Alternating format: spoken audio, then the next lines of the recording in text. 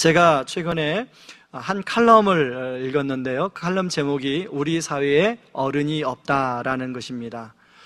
내용인즉슨 우리 사회에 어른이라고 하는 사람들이 나중에 행동과 모습을 보니까 참 어른이 아니었다라고 이야기를 하는데요. 그 중에 예를 들면 미투 운동과 연관된 분들이 한때는 그 분야에서 다 어른이라고 존경받았던 사람들인데 그 사람들이 어떻게 그 실체가 그럴 수 있느냐, 그런 내용이었습니다.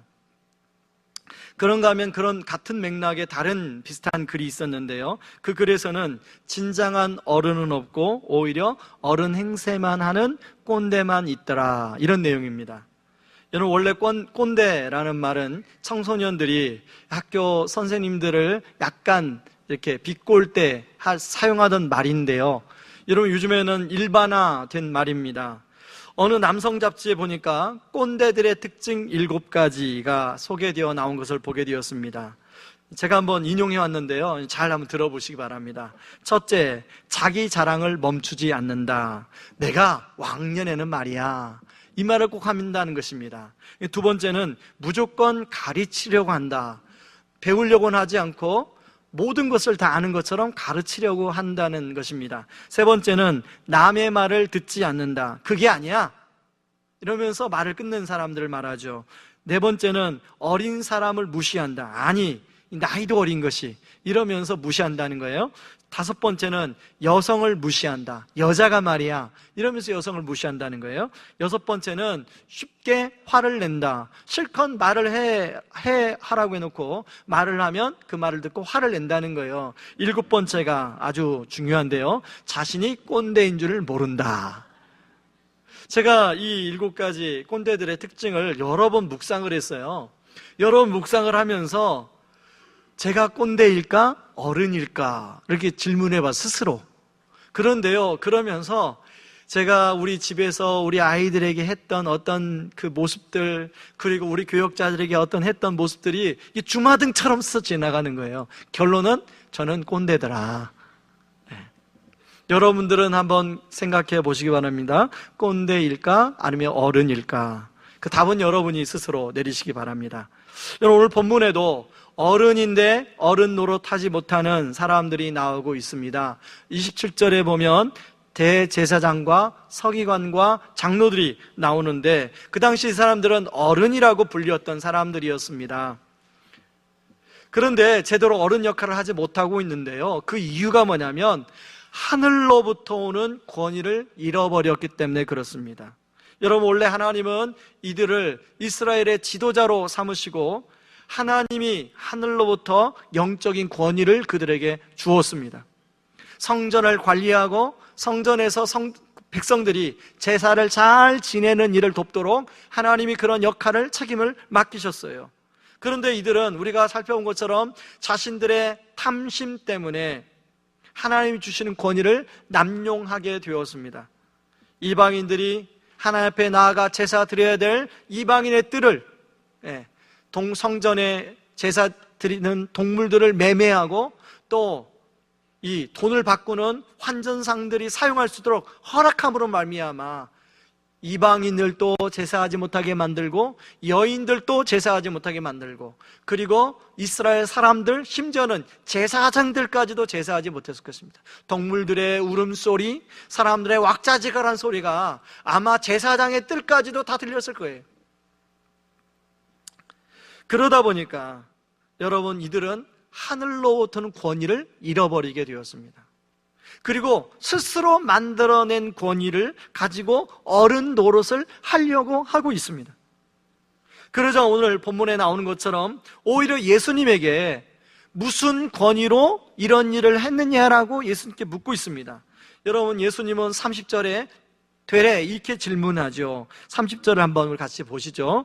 세례 요한의 세례가 하늘로부터냐 사람으로부터냐 내게 대답하라. 여러분, 예수님도 어디서 왔는지 대답을 하면 말해주겠다고 이야기하고 있는데요, 이 사람들이 자기들이 대답하면 불리하니까 대답을 피합니다. 그리고 예수님도 대답을 하지 않자 예수님도 대답을 하지 않지요. 대신에 예수님은 이들을 깨닫게 하기 위해서 포도원의 비유를 가지고 설명하고 있습니다. 여러분, 포도원의 비유 내용은 간략합니다. 이렇습니다.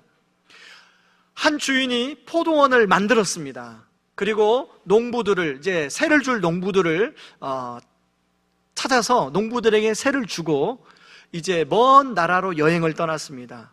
그리고 이제 포도원 소출이 날 때쯤 종들을 보냈어요. 포도원 소출을 이제 세를 받기 위해서. 그런데 이 농부들이 세를 주지 않고 오히려 이 종들을 때리고 잡아 죽이는 그런 내용입니다. 심지어는 주인의 아들까지 보냈는데 주인의 아들까지 잡아 죽였다고 이 내용에 나와 있습니다. 이처럼 하나님이 주시는 권위를 잘못 사용하자 이들에게는 아무런 능력이 나타나지 않았습니다. 아무런 능력이 나타나지 않자 그 당시에 그 능력으로 영향력 아래 살아가야 될 백성들, 그 능력으로 영향력 아래 살아가야 될 다음 세대들은 아무런 혜택을 누리지 못하고 있었죠. 사람들은 유리하고 방황하고, 여러분, 제가 지난주에 AD 70년에 예루살렘이 로마의 폼페이 장군에 의해서 다 멸절당했다, 다 멸망했다라는 것을 제가 말씀을 드렸습니다. 여러분, 예수님은요 이때 십자가에 못 박힐 시점이 아마 AD 30년 대략 되었을 것입니다. 근데 예수님이 십자가에 못 박힐 때 이 70년에 일어날 일을 알고 있었어요.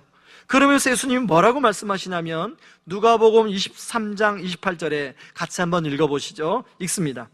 예수께서 돌이켜 그들을 향하여 이르시되 예루살렘의 딸들아 나를 위하여 울지 말고 너희와 너희의 자녀를 위하여 울라라고 말씀하고 있더라는 것입니다. 저는 이 말씀을 준비하면서 당시 지도자들과 이스라엘 사람들이 정신을 차리고 예수님의 말씀을 잘 받아들였더라면 역사가 어떻게 되었을까, 이런 생각을 해보게 되었습니다. 아마 이스라엘의 다음 세대, 여러분 그 당시 예수님이 살았던 데에 태어난 사람 한 살이라면 예루살렘 멸망할 때 그 사람이 몇 살이었습니까? 40살. 그 다음 세대가 그런 아픔을 겪지 않았을 것 아니겠습니까? 여러분, 오늘 본문에 보면 대제사장들과 서기관들과 장로들이 바로 포도원 농부들입니다. 하나님은 이스라엘이라는 포도원을 이들에게 맡기셨어요. 그런 것처럼 저와 여러분에게 하나님이 가정이라는 포도원을 맡기고요, 자녀들이라는 포도원을 맡기셨는데 여러분, 그 포도원을 잘 관리하고 있습니까? 여러분, 신앙의 세대를 나눈다면 우리 부모님의 세대가 1세대일 것입니다. 여러분, 우리 부모님들은 사는 것이 힘들어서 참 절박하게 그리고 간절하게 하나님께 기도했습니다. 예전에는 이런 의자가 아니었잖아요. 마룻바닥에서 추운 겨울에도 이불을 뒤집어 쓰고 하나님께 기도했어요. 하나님, 이번에 우리 큰아이 등록금이 없는데 하나님 어떻게 하면 좋겠습니까? 하나님, 이번에 우리 둘째, 우리 셋째, 우리 넷째, 여러분 우리 어른 세대는 또 자녀들 정말 많이 낳았잖아요. 그러면서 간절히 기도하고 또 기도도 부족하고 집에 와서도 저희들이 잘 때면 우리 머리맡에서 하나님, 이번에 꼭 이것을 도와주셔야 됩니다. 그러면서 우리에게 기도의 본을 보여주셨어요. 그리고 그런 것을 보고 자라는 저희들은, 저조차도 그렇지만 여러분들도 마찬가지죠. 다 그 신앙의 1세대로부터 신앙을 전수받고 물려받았습니다. 그런데요, 지금 우리가 살아간 세대는 어떻습니까? 우리 부모님 세대보다요, 우리는 경제적으로 그래도 풍요롭고 여유롭습니다. 물론 개별에 따라 좀 다르겠지만 그래도 옛날에 비하면 훨씬 더 여유롭습니다. 이제는 여유롭다는 건 뭐냐면 그렇게 간절하게 절박하게 기도하지 않아도 등록금도 해결되고, 그리고 어떤 것도 해결되고, 어떤 것도 충분히 우리가 그렇게 가능해요. 그러다 보니까 우리가 우리 자녀들한테 울며 기도하는 것을 가르쳐주지 못하고 있더라는 거예요. 우리 부모님의 세대들은 우리들에게 울며 기도하며 하나님을 신뢰하는 법을 가르쳐 줬는데 우리는 정작 우리 자녀들에게 주는 것이라고는 학원비, 우리 자녀들에게 주는 것이라고는 용돈, 그거밖에 없더라는 거예요. 여러분, 우리가 신앙 2세대고 우리 자녀들이 신앙의 3세대 아닙니까? 여러분, 우리 신앙의 3세대에게 우리는 지금 무엇을 물려주고 있습니까? 저는 그런 차원에서 오늘 본문을 통해서 영적 어른이 된다는 것이 무엇인가를 함께 말씀을 통해 살펴보고 생각해보는 시간을 가지려고 합니다. 여러분, 진짜 어른이 되기 위해서는요, 첫 번째, 저를 한번 따라 하시기 바랍니다. 참된 권위를 회복하는 것이 중요합니다. 여러분, 우리는 권위에 대한 오해를 할 때가 있습니다. 권위란 말 자체를 다 부정적으로 보는 견해가 있습니다. 왜냐하면 우리가 지금 살고 있는 시대는 포스트 모더니즘 시대를 살고 있습니다. 여러분, 우리 어른들은 모더니즘 시대를 살고 있었어요. 이 모더니즘 세대는 어떤 세대냐면 전통이 있었습니다. 그리고 서열이 참 중요했던 시대입니다. 그리고 예의범절을 중요하게 여겼던 시대입니다. 저도 20대에는 그런 영향을 받아 살아왔지만요, 우리 다음 세대가 지금 살고 있는 지금 이 시대는 포스트 모더니즘 시대에 살고 있는데, 이 포스트 모더니즘 시대의 특징 중에 하나가 모든 권위를 인정하지 않는 문화예요. 그렇기 때문에 여러분, 우리가 권위적 혹은 권위주의라는 것은 우리가 조심해야겠지만 건강한 권위까지 무시해서는 안 됩니다. 하나님은 세상을 창조하면서 곳곳에 하나님이 사람들을 세우시고 그 사람이 그곳을 잘 관리할 수 있도록 하늘로부터 오는 권위를 허락하셨어요. 예를 들면 가정을 세우시고 그 가정을 부모로 잘 다스리도록 하늘로부터 오는 권위를 그 부모에게 주셨어요.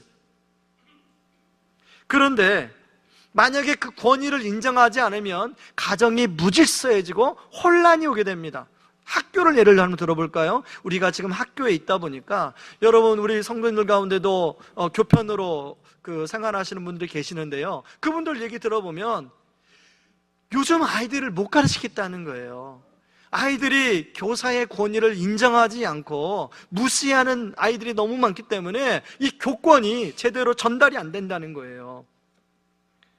여러분, 우리가 그런 얘기 들 때마다요, 우리가 한번 생각해 볼 필요가 있습니다.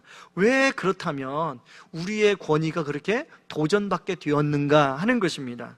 왜냐하면 우리는 하늘로부터 오는 권위를 받았는데 그 권위가 남용되고 오용하게 됨으로 말미암아 권위 자체를 우리가 부정받게 되었다는 거예요. 그래서 진짜 어른 역할을 하기 위해서는 바로 그 잃어버린 하늘로부터 오는 권위를 회복하는 것이 중요하다는 것입니다. 여러분, 오늘 이 하늘로부터 오는 권위를 회복하기 위해서는 우리가 누구인지를 먼저 알아야 됩니다. 오늘 본문으로 다시 한번 들어가 보실래요? 여러분, 포도원의 비유를 보세요. 여러분, 포도원 주인이 있고 포도원 농부가 있는데, 여러분, 우리는 포도원 주인입니까? 농부입니까? 우리는 포도원 주인이 아니라 농부지요.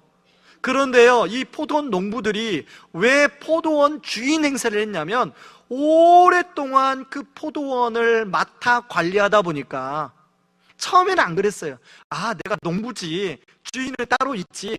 근데 오랫동안 맡아 관리하다 보니까 자기가 주인인 것처럼 생각하게 되었어요. 그리고 주인 행세를 하고 있는 거예요. 여러분, 갑질을 하는 것도 문제지만요, 종업원이 주인 행세를 하는 것이 심각한 문제 아닙니까?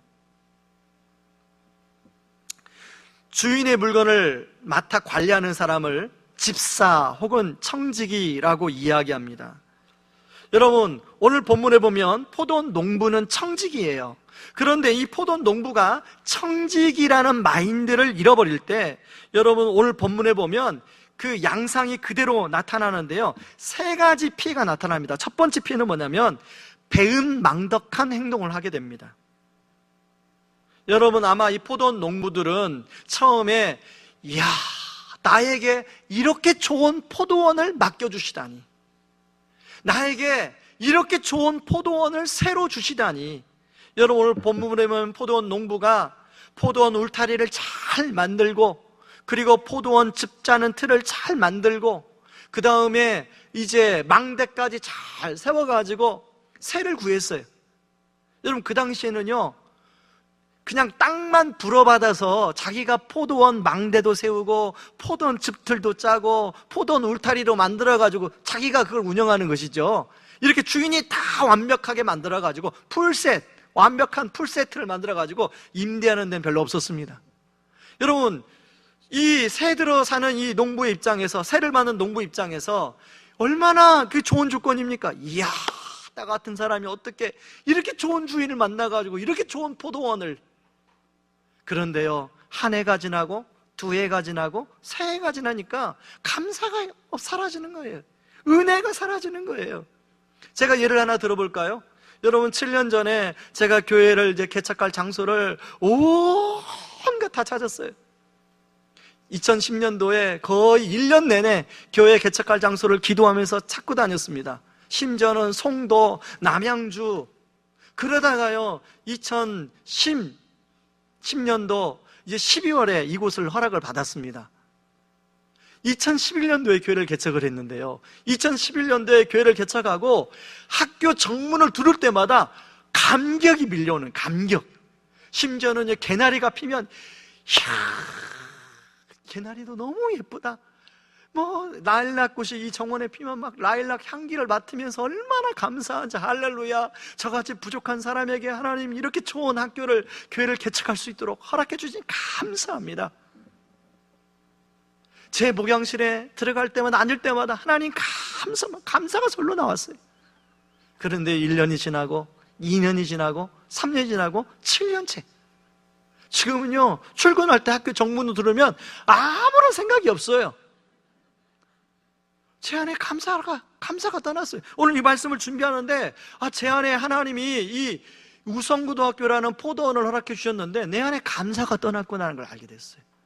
여러분, 체육관에 이제 이렇게 예배 드리기 전에 저는 개척하고 얼마 안 돼가지고 체육관을 들어와가지고 혼자, 하나님 언젠가는 이 체육관에서 예배 드릴 날이 오겠죠, 막 그러면서 막 기도했어요. 감사한 마음으로. 그런데 지금요, 그런 마음이 없어요. 여러분, 이걸 저한테 적용했잖아요. 여러분 가정을 한번 적용해 보시죠. 여러분 지금 옆에 있는 남편, 옆에 있는 아내, 여러분 처음 만났을 때, 이야, 나는 결혼도 할 줄 몰랐는데 이렇게 과분한 남편을, 이렇게 과분한 아내를 만나게 해주시다니 진짜 감사하다. 여러분, 그런 생각 안 하셨어요? 그 당시에는 전화기도 없었잖아요.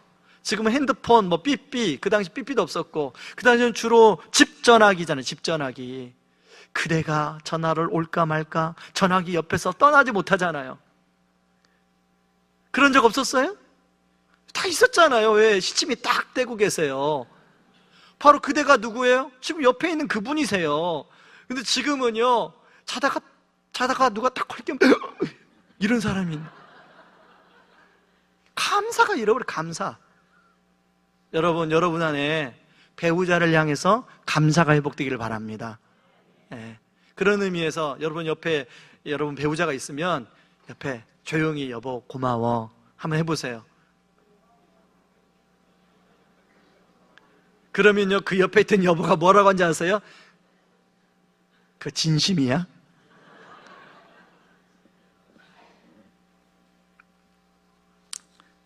여러분, 우리 자녀들 참, 우리 큰아이가 태어나고 둘째가 태어나고 셋째 아이가 태어날 때 얼마나 여러분 감사했습니까? 그게 여러분 첫 아이를 임신했다는 얘기를 들었을 때 얼마나 감격에 벅찼습니까? 그런데요, 이 아이가 이제 커서 청소년이 되고 또 장성해서 있는데, 그런 이 첫 아이 임신했을 때 그 감사와 감격이 없잖아요. 여러분, 저와 여러분 안에 이런 청지기 의식이 회복됨으로 말미암아 이런 감사가 회복되기를 바랍니다. 여러분에게 허락하신 그 포도원에 대한 감사가 회복되기를 바랍니다.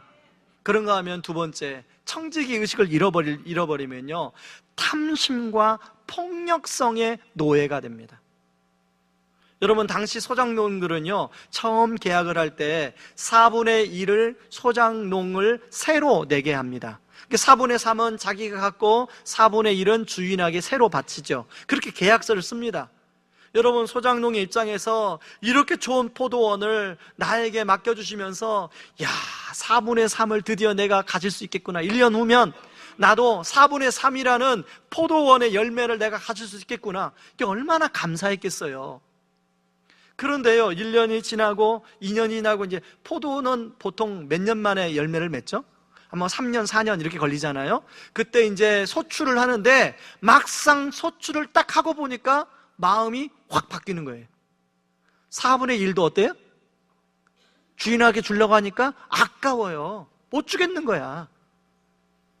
여러분, 그 마음 아세요? 여러분, 저는요, 처음에 이 헌금 생활을 저희 어머니로부터 배웠는데요, 어머니가 용돈을 주고, 이게 세뱃돈을 주고 11조를 떼라고 하시더라고요. 그런데 여러분, 저희 때는 용돈이라는 게 없었잖아요. 유일하게 용돈이 세뱃돈. 거기에서 11조를 떼는데 아까웠을까요? 아깝지 않았을까요? 아깝더라고요. 근데 그 원래 누가 주신 거예요? 제 거예요, 원래? 누군가가 다 준 거잖아요. 사람이 다 준 거예요. 그런데도 막상 내가 받아가지고 떼려니 아깝더라고요. 여러분, 이 포도원의 농부들도 마찬가지예요. 4분의 1을 떼서 주인한테 주는 게 아까운 거예요. 그러니까 종을 보내서 이제 4분의 1을 받으러 왔습니다. 그러니까 뭐라고 해요? 이 포도원 농부가? 못 주겠다는 거죠. 말만 못 주겠다는 것이 아니라 그 농부를 때려 돌려보내요. 빈손으로. 그런가 하면 두 번째 종을 보내니까 어떻게 해요? 그 농부의 머리를 때리고 능욕했다고 나와요. 세 번째 종을 보내니까 그 종을 아예 죽여버려요. 수많은 종을 보냈는데 다 죽였어요. 그리고 나중에는 아들을 보내죠. 아들을 보내면서 주인이 어떻게 합니까? 설마 아들은 그 세를 받아올 수 있겠지라고 했는데, 이 농부들이 아들마저 죽여요. 탐심이 들어가면 뭐가 생긴다고요? 사람이 폭력적이 됩니다. 여러분, 우리 안에는 이런 탐심이 없는지를 한번 살펴보세요.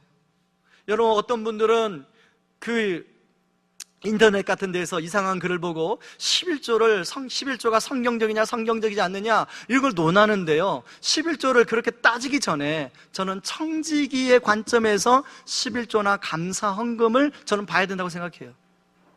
저는 1년에 한 번도 이렇게 헌금에 대한 설교를 제가 하지 않는데 청지기가 나왔으니까 말씀드리는 거예요. 여러분, 우리가 하나님의 청지기라고 인정하지 못하면 우리 헌금 생활 할 수 없습니다.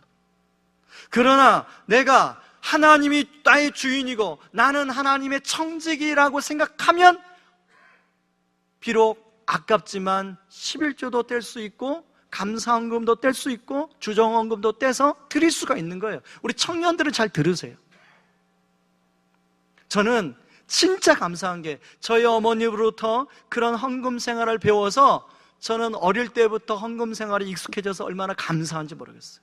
제 20대에도 30대에도 헌금 생활을 안 하면 어머니가 그때마다 물으시니까 너 이번에 헌금 제대로 했니? 물으시니까. 근데 그런 부모님이 계셔주시는 게 얼마나 감사한지 몰라요. 그렇지 않으면 우리가 어떻게 된다고요? 탐심의 노예가 돼요. 그렇지 않으면 우리가 폭력성의 노예가 된다는 거예요. 세 번째는, 여러분, 우리가 청지기 의식을 잃어버리게 되면 근시안적인 생각과 시야를 갖게 되는 거예요. 여러분, 오늘 포도원 농부들 보세요. 지금 당장 자신이 포도원 소출을 더 많이 가지려고 그 주인이 보내는 종들을 잡아 죽이잖아요. 그런데 나중에 어떻게 됐어요? 결국은 포도원 주인이 와서 이 포도원 농부들을 다 멸하고 포도원을 뺏어서 누구한테 줘요? 다른 사람들한테 줘버려요. 그러니까 마지막에는 다 뺏겨요. 자기가 더 많이 가지려고 했다가 다 빼앗겨 버리는 일이 발생하는 거죠. 그러니까 가까이는 봐요. 여러분, 저나 여러분이나 이 가까이는 봐요. 가까이는 계산이 돼요. 그래서 이것은 나한테 유익하고 이것은 나한테 손해고 이건 계산이 되는데 멀리 보는 것은 계산이 안 되는 거예요. 저와 여러분이 이런 청지기 의식이 회복됨으로 말미암아 가까이도 보지만 멀리도 보는 그런 은혜가 있기를 주님의 이름으로 축원합니다. 여러분, 이렇게 청지의식이 회복될 때 하늘로부터 오는 권위가 회복되기 시작해요. 여러분, 하늘로부터 오는 권위는 받고 싶지만 우리가 제대로 된 청지기가 되지 않으면 하늘로부터 오는 권위가 끊겨버려요. 하늘로부터 능력이 끊겨버려요. 하늘로부터는 축복이 끊겨버려요. 저는 저와 여러분, 우리 자녀들이 하늘로부터 온 권위, 하늘로부터 온 능력, 하늘로부터 오는 하늘의 공급이 여러분의 삶에, 여러분의 자녀들의 삶에 펼쳐지는 은혜가 있기를 주님의 이름으로 축복합니다.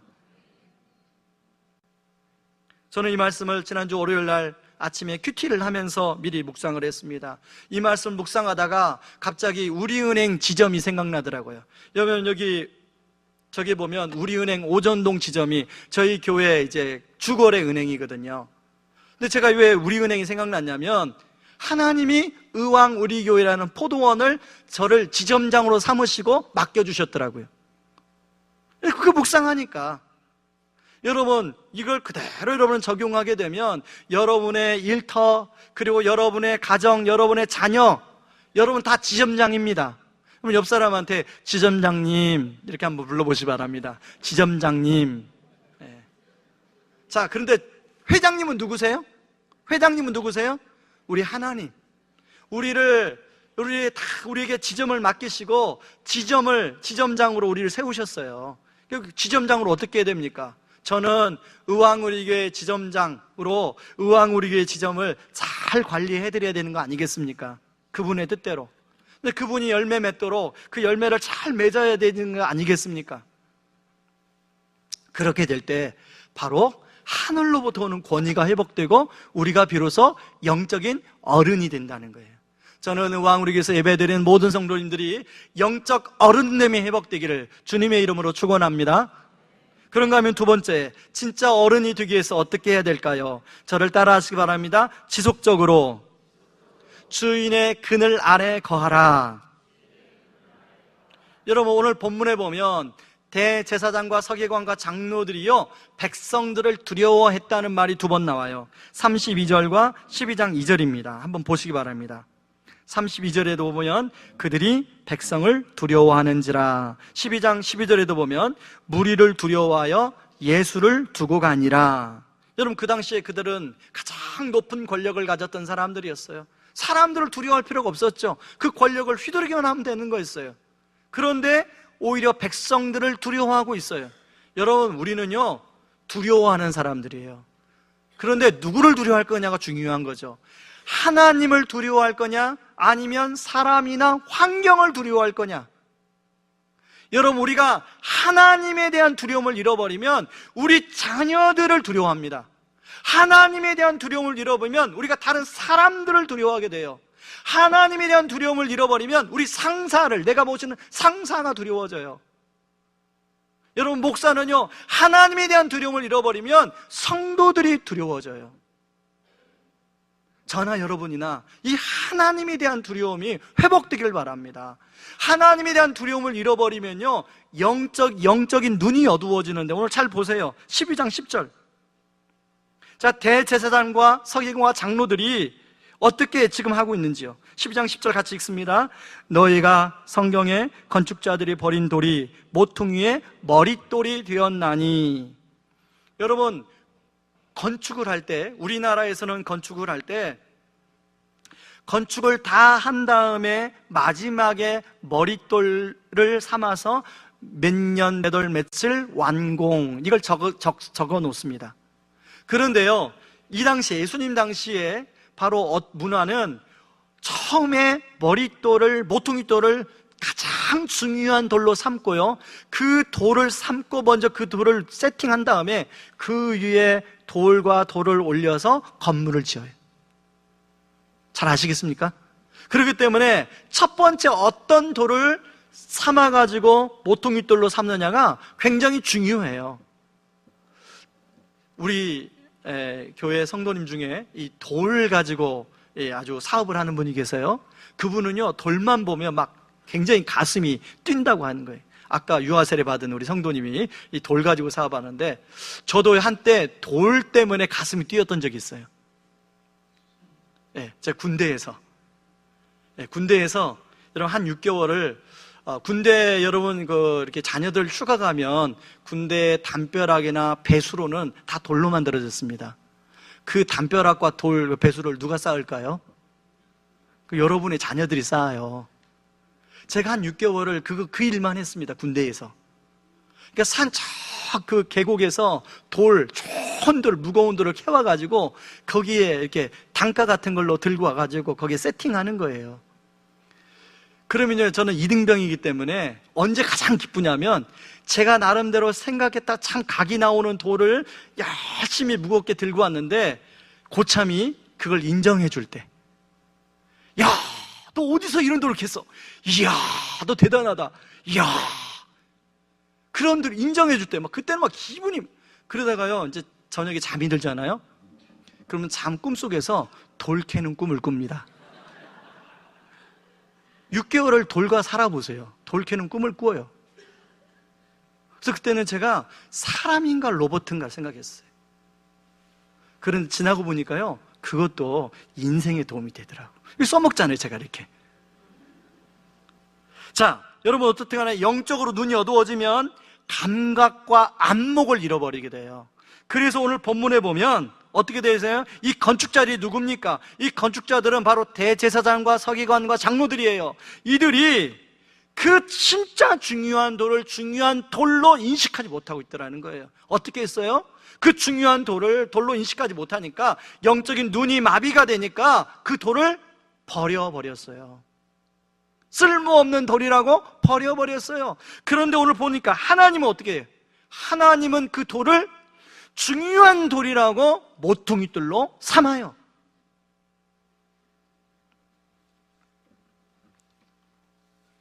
여러분은 혹시 여러분의 인생에 하나님은 정말로 중요한 돌이라고 생각하는데 여러분은 이 돌을 버리고 그리고 무시하고 살고 있지 않습니까? 오히려 다른 돌들을 여러분의 인생의 중심에 모시고 그것을 위해서 열심히 살고 있지 않습니까? 여러분, 저는 이 질문을 해봅니다.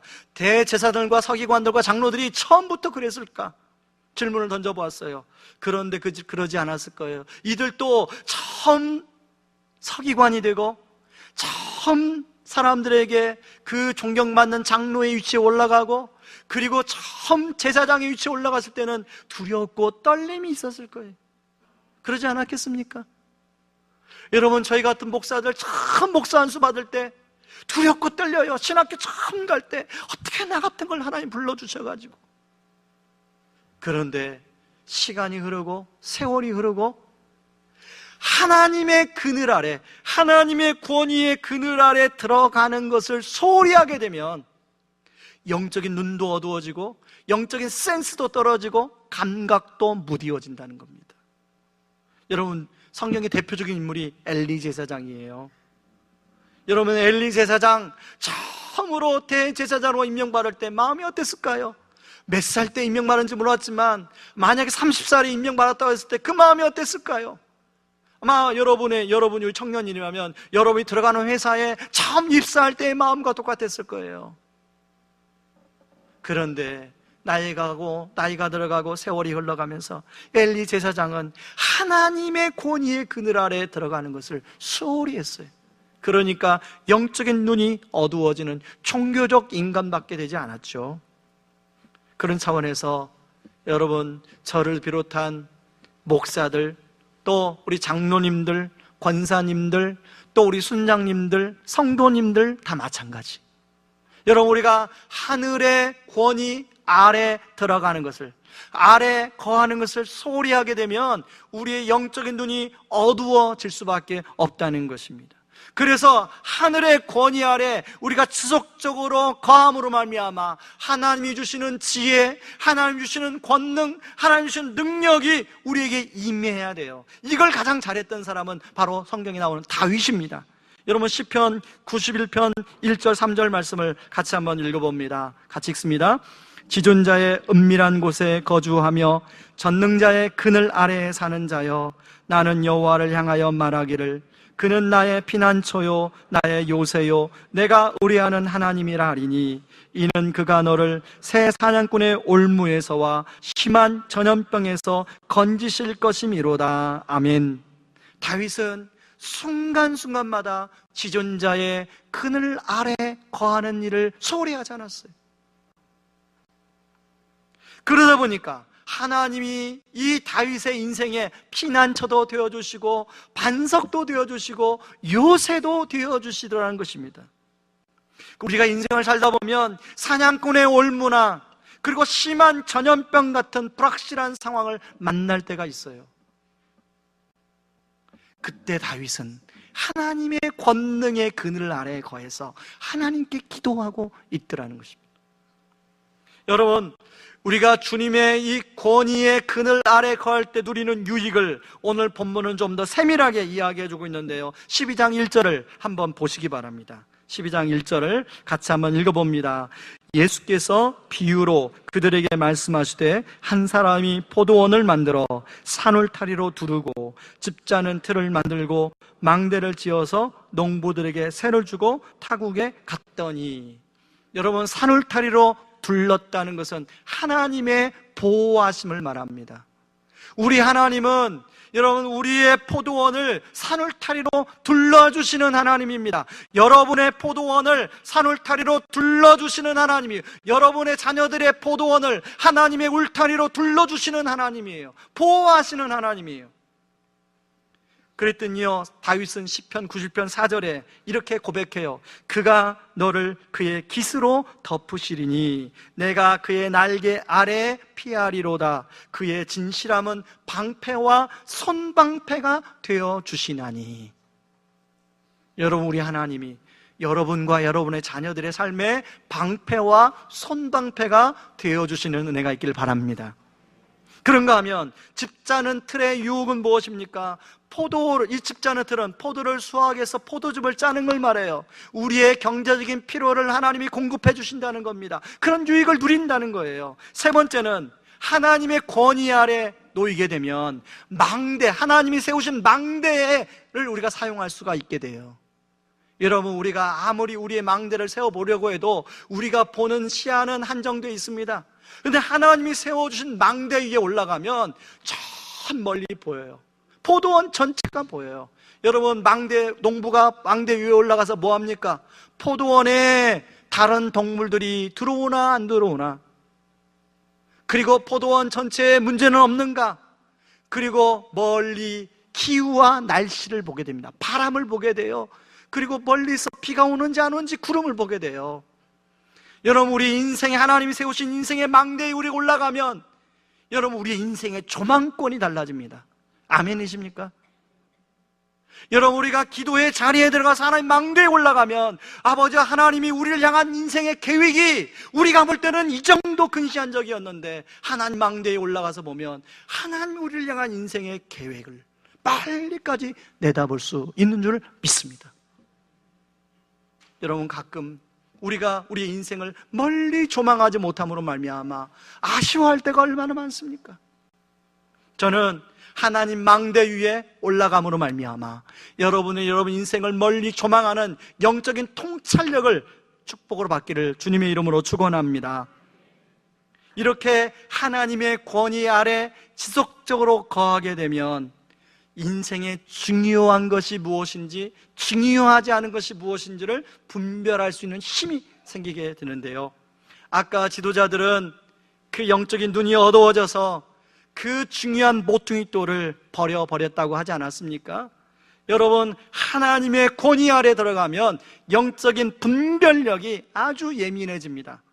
그래서 여러분, 우리가 예수님을 처음 예수 믿을 때, 구원받을 때 필요한 분이라고만 우리가 알고 있는데요, 하나님의 권위의 그늘 아래 들어가면 들어갈수록 예수 그리스도가 내 인생에 얼마나 중요한 분인가를 새삼스럽게 깨닫게 됩니다. 제가 예를 하나 들어볼까요? 여러분, 5월 추천도서인 폴 트립의 6가지 사랑의 약속이라는 책이 있습니다. 이건 부부관계, 결혼관계를 대해서 쓰여지고 있는 책인데요, 제가 이 책을 읽으면서 가장 인상적이었던 문장이 있습니다. 아주 짧은 문장인데요, 당신은 죄인과 결혼한 죄인이다. 한번 여러분 따라 하실래요? 당신은 죄인과 결혼한 죄인이다. 이 말이 무슨 말이냐면, 여러분, 결혼은 죄인인 한 남자와 죄인인 한 여자가 함께 서로 사랑하는 감정이 생겨서 결혼한다는 거예요. 그런데 그러다 보니까 결혼한 이유가 문제인 거예요. 여러분, 죄인과 함께 살면 어떻게 됩니까? 자, 죄인 혼자 살 때와 죄인 두 명이 살 때가 어떻습니까? 죄인 혼자 살 때는 나 혼자 불편함을 참으면 돼요. 근데 죄인 두 명이 함께 살면 어떻게 돼요? 참는 게 한계가 생기죠. 그래서 싸움이 일어나고 갈등이 일어나고 어려움이 생기고, 그래서 이 폴트립은 뭐라고 말하냐면, 죄인인 한 여자와 죄인인 한 남자가 만나서 행복한 결혼을 이루는 것, 행복한 가정을 이룬 것, 이건 기적이다, 이렇게 얘기합니다. 자, 그러면 그런 갈등이 생길 때 왜 예수님이 필요해요? 여러분, 이미 죄인인 우리를 예수님은 다 아시고 우리를 용서해 주시고 용납해 주셨어요.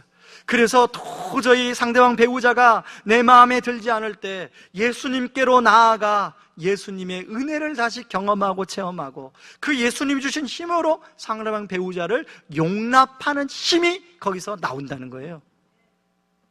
자, 그래서 전능자의 그늘날에 왜 인생의 모퉁이돌이 되어야 되는지, 왜 예수님이 인생의 머릿돌이 되어야 되는지를 명백하게 알 수 있다는 거예요.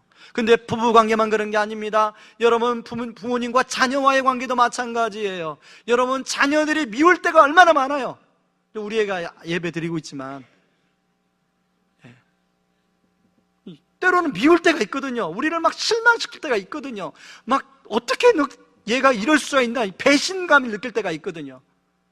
그럴 때 여러분, 자녀들을 어떻게 용서하고 용납하나요? 어떻게 다시금 사랑으로 회복하나요? 너 그랬으니 너 평생 왼수, 너 안 볼 거야. 때로는 호적 옮겨, 호적 파가, 막 이럴 때가 있잖아요. 그런데 어떻게 용납이 되나요? 우리가 예수 그리스도의 사랑 안에 들어갈 때, 예수님의 사랑 안에 들어갈 때 예수 그리스도께서 나같이 부족한 자를, 나같이 죄인된 자를 용서해 주심을 우리가 경험할 때, 그런 자녀들의 허물까지도, 자녀들의 그 실수까지도 용서할 마음이 생기고 용납할 마음이 생기는 거 아니겠어요? 여러분, 예수 그리스도, 이 복음은요, 모든 것을 변화시킬 수가 있습니다. 모든 관계를 변화시킬 수 있고 모든 것을 변화시킬 수가 있어요. 그래서 오늘 성경은 예수 그리스도가 우리의 머릿돌이고 모퉁이돌이 되어야 된다고 말씀하고 있습니다. 저와 여러분, 우리가 연약한 것을 아시고 가장 중요한 예수 그리스도를 저와 여러분의 인생의 머릿돌로, 모퉁이돌로 허락해 주신 우리 하나님, 얼마나 감사합니까? 그 머릿돌을 여러분 인생의 중심으로 삼고 우리 인생을 건축해 나갈 때, 바로 우리의 어른됨, 우리의 진정한 영적 어른됨이 회복될 줄을 믿습니다. 우리 시간에 같이 찬양하고 기도하며 나가겠습니다. 나의 안에 거하라 라는 찬양입니다.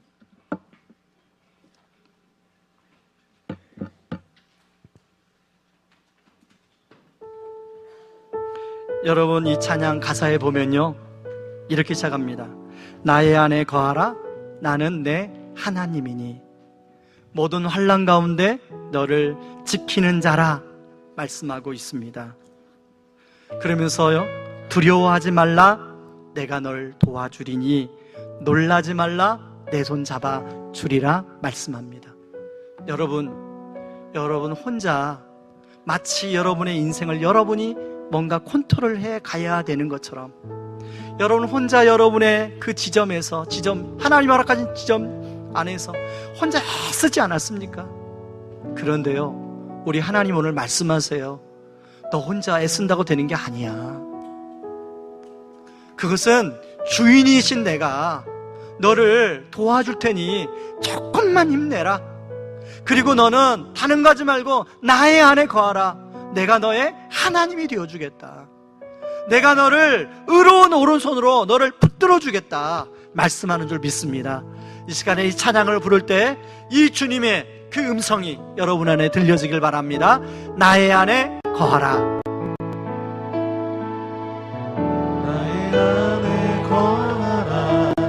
나는 내 하나님이니 모든 환난 가운데 너를 지키는 사람. 두려워하지 말라.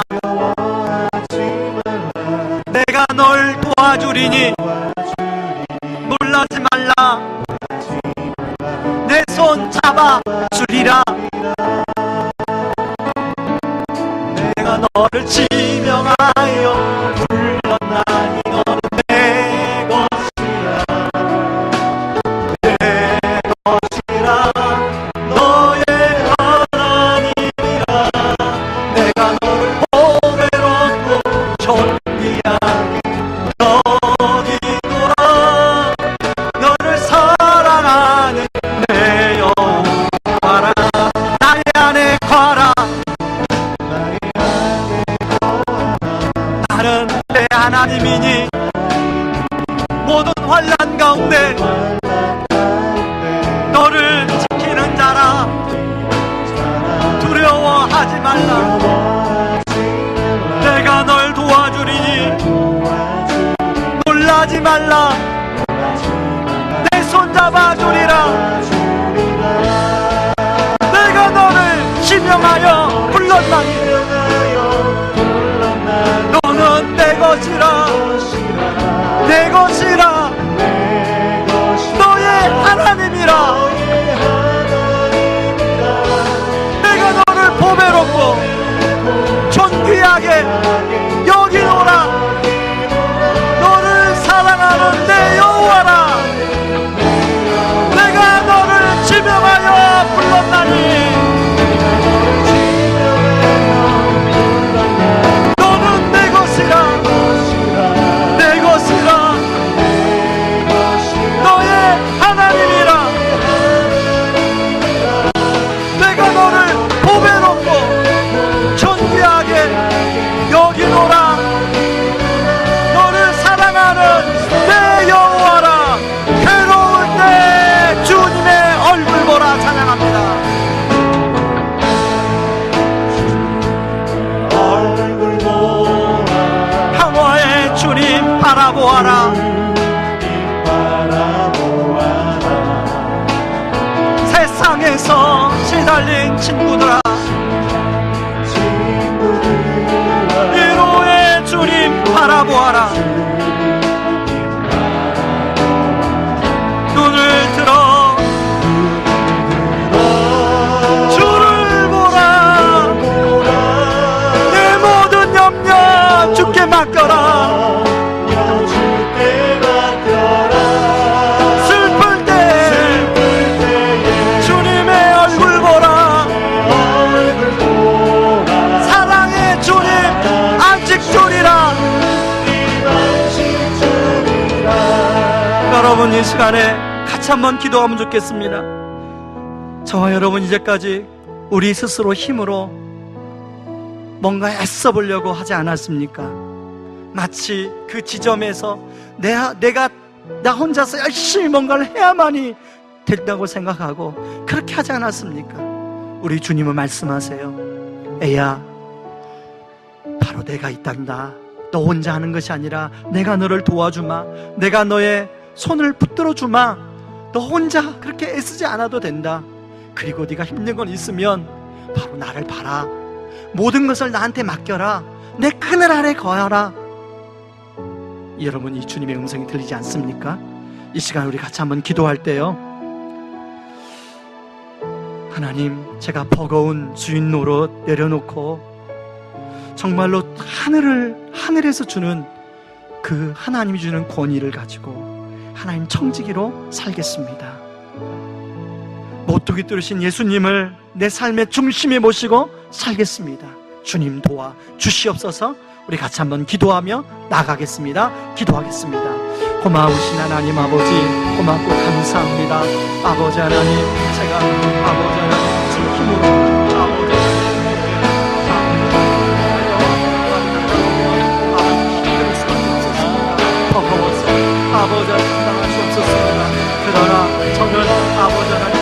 풍진교회라는 아버지 이 포도원을 맡은 아버지 농부에 구합니다.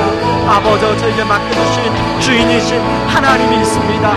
아버지 그 하나님의 아버지 능력을 아버지 유인받아 아버지 이 풍진교회를 아버지 끌어가는 지점장에 불과합니다.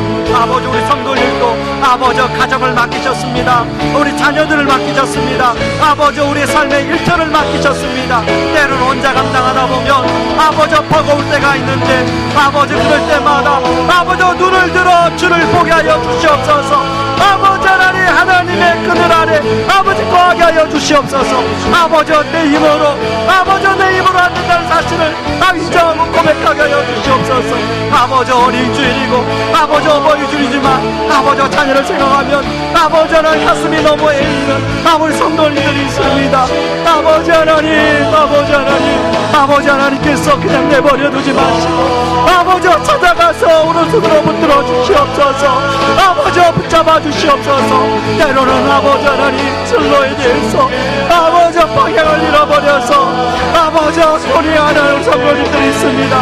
주여 그 마음을 붙들어 주시옵소서. 주님의 위로가 있게 하여 주시옵소서. 주님의 방패와 손방패로 붙들어 주시옵소서. 눈을 들어 주를 보라.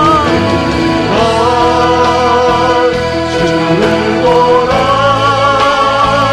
내 모든 영역 주께 맡겨라. 슬플 때에 주님의 얼굴 보라. 사랑의 주님 안식주. 힘이 없고 내 마음 연약할 때 우리 다같이 일어서서 찬양합니다. 능력의 주님 바라보아라. 주님 바라보아라. 주의 이름 부르는 모든 자는 힘주시고 늘 지켜주시니 눈을 들어 누구를 보겠습니까? 주를 보라. 내 모든 염려 주께 맡겨라. 주께 맡겨라. 슬플 때 주님의 얼굴 보라. 사랑의 주님 안식 주리라. 하나님 아버지 그렇습니다. 눈을 들어 주를 보라. 내가 너에게 안식 주리라 말씀하신 주님, 우리의 주인이심을 믿습니다. 하나님 나에게 허락하신 그 지점, 이제까지 내 힘으로 아버지 애를 써봤지만 잘 안 됐습니다. 오히려 능력도 나타나지 아니하고 하나님 오히려 열매도 부실하고 하나님 그런데 아버지 하늘로부터 오는 권위가 아버지 안에 우리 안에 회복될 수 있도록 도와주시옵소서. 아버지 우리가 하나님의 그늘의 아래 거하기를 원합니다. 그럴 때 아버지 우리의 모퉁이돌이 되신 예수님이 아버지 하나님 우리의 중보자 되신 예수님이 우리의 보호자 되신 하나님이 우리와 함께하는 줄 믿습니다. 하나님 한 주간 동안 살아갈 때 이 하나님이 우리에게 울타리를 둘러주시고 우리에게 포도즙 짜는 틀을 만들어주시고 망대를 세워주신 우리 하나님이 우리 성도님들을 그렇게 인도해 주시고 영적인 어른으로서 역할을 하게 될 줄 믿습니다. 지금은 우리를 죄에서 구원하시기 위해 십자가에 죽으신 우리 주 예수 그리스도의 은혜와 그 크신 하나님의 사랑하심과 성령 하나님의 위로 역사 충만하심의 역사가 오늘 자신의 주인님을 내려놓고 하나님의 하늘의 권위를 회복하기를 원하고 하나님의 그늘 아래 거하여 하늘로부터 주시는 힘과 지혜와 능력을 덧입어 영적 어른됨으로 나가기로 소망하는 주의 권속들 위해 이제로부터 영원토록 함께 하시기를 주님의 이름으로 축원하옵나이다.